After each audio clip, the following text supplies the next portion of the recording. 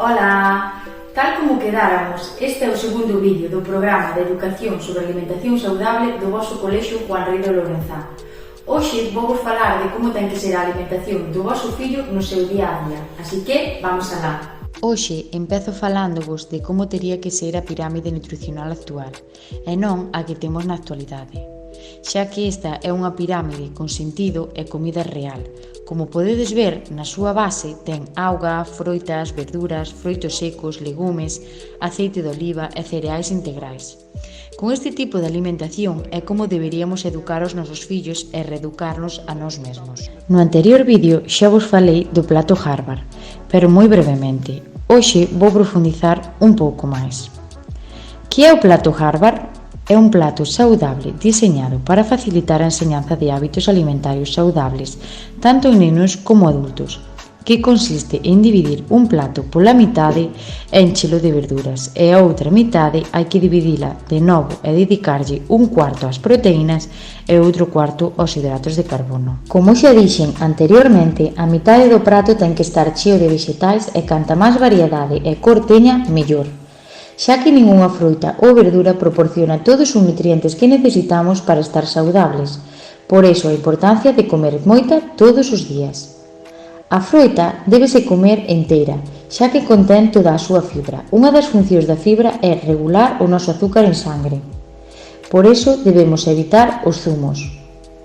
Unha dieta rica en verduras e froitas pode reducir e prevenir moitas enfermedades, como a presión arterial, riesgo de enfermedades cardíacas, diabetes, problemas digestivos.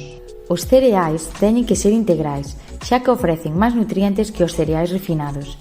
Os cereais integrais, como o trigo integral, arroz integral, quinoa, camut, maíz, etc., conteñen toda a fibra, vitaminas, minerais e antioxidantes. No momento en que se procesa ese cereal, perde todos os nutrientes.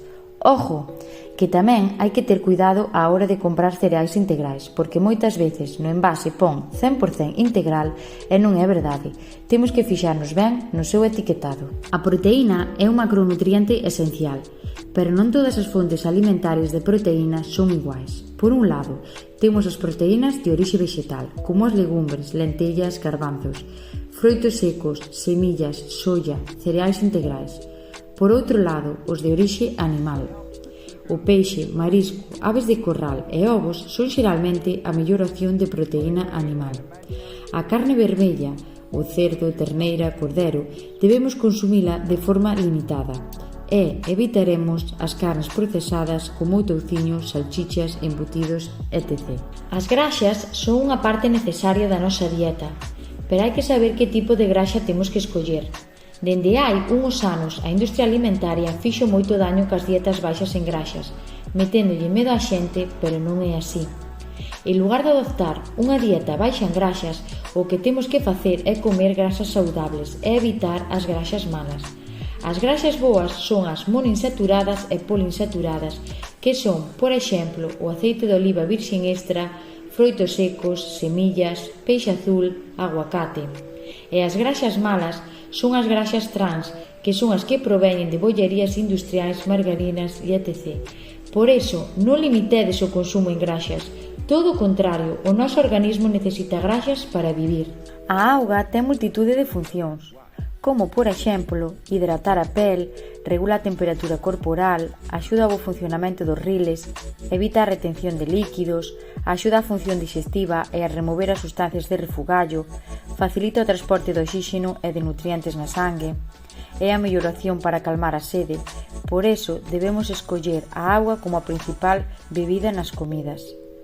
E deberemos limitar as bebidas azucaradas como refrescos e zumos. Por último, vou vos falar da frecuencia do consumo de cada grupo de alimento. Tamén volo adxunto en PDF para que o teñades sempre que o necesitedes á man. A estrutura do prato é unha guía para orientarvos, xa que na actualidade, por exemplo, o consumo de proteína é máis elevado, polo que se algún día falten algunha toma non pasaría nada. O mesmo pasa con outros grupos de alimentos. O importante é que o noso fillo leve unha dieta o máis variada posible.